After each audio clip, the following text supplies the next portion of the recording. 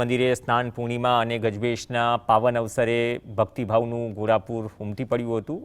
અમદાવાદની વાત થઈ રહી છે। અડાલજ, ગાંધીનગર, અમદાવાદ અને આસપાસના વિસ્તારોના 500થી વધુ શ્રદ્ધાળુઓએ દિવ્ય દર્શનનો લાભ લીધો। વહેલી સવારથી જ પરંપરાગત પહાંડી વિધિ સાથે ભગવાન જગન્નાથ, બળભદ્ર અને સુભદ્રાજીને